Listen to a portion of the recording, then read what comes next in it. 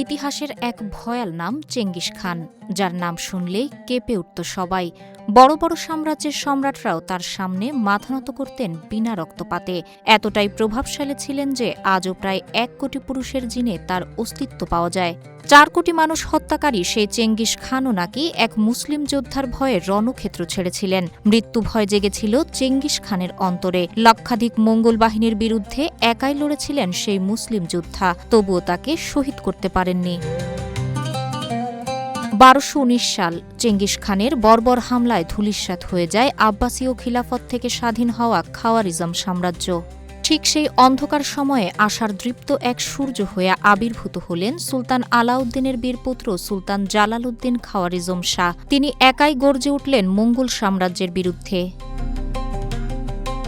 পিতা ও সাম্রাজ্যহারা জালালউদ্দিন বিভিন্ন শহর ঘুরে সৈন্য সংগ্রহ শুরু করলেন, কিন্তু চেঙ্গিস খানের ভয়ে মুসলিমরা সাড়া দিল না। শাসকরা নীরব রইল।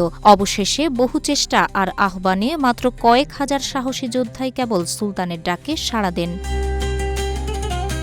কান্দাহার অবরোধে এসেছিল চেঙ্গিস খানের মঙ্গল বাহিনী। মাত্র কয়েক হাজার সৈন্য নিয়ে চিতার মতো ঝাঁপিয়ে পড়লেন সুলতান জালালউদ্দিন। এমন অতর্কিত হামলা হবে তা চিন্তাই করেনি মঙ্গলরা। এই যুদ্ধে প্রায় সকল মঙ্গল সেনা নিহত হন। মুসলমানদের হাতে মঙ্গলদের প্রথম পরাজয় তেলে বেগুনে জ্বলে উঠল চেঙ্গিস খান।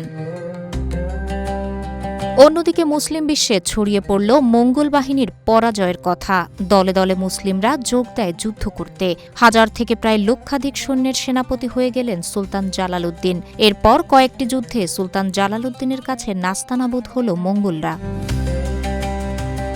২৫ বছরের মুসলিম তরুণের কাছে বারবার পরাজয়ের পর অবশেষে অপরাজয়ী মঙ্গল সম্রাট নিজেই রওনা হলেন তার পূর্ণ শক্তি নিয়ে জালালউদ্দিনকে শিক্ষা দিতে। ১২২১ সাল পারোয়ানা প্রদেশ। ৪ গুণ বড় চেঙ্গিস বাহিনীকে রুখতে ওত পেতে বসে রইল সুলতানের সেনারা। যুদ্ধের প্রথম দিনেই জালালউদ্দিনের বীরত্বে কেঁপে ওঠে মঙ্গল শিবির। মৃত্যুর ভয়ে আতঙ্কিত চেঙ্গিস খান যুদ্ধে নামতেই সাহস পেলেন না। দায়িত্ব দিলেন পুত্র তলি খানকে, আর নিজে দূরের নিরাপদে অবস্থান নিলেন। হাজার হাজার মঙ্গল সৈন্য ও সেনাপতির লাশে ভরে গেল যুদ্ধ ময়দান। এবার নিজের অস্তিত্ব রক্ষায় চেঙ্গিস খান তার বিচ্ছিন্ন সৈন্যদেরকে একত্র করলেন চূড়ান্ত যুদ্ধের জন্য।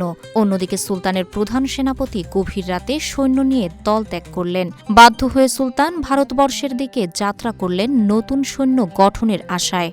সিন্ধু নদ অতিক্রমের আগেই ঘিরে ফেলল কয়েক লাখ সৈন্যের বিশাল মঙ্গল ঝড়।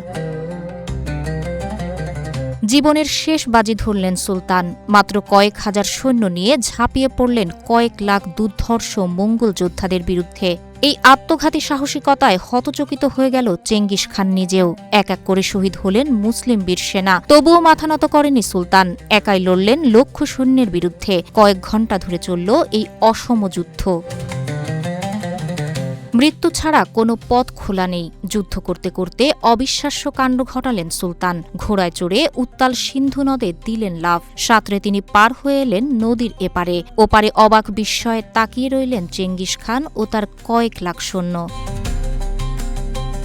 চেঙ্গিস খানের দিকে তাকিয়ে বিকট শব্দে অট্টহাসি দিলেন এই মুসলিম যোদ্ধা। হাসির শব্দ চেঙ্গিস খানের কানে নিজের ব্যর্থতার করুণ সুর হয়ে ধরা দিল।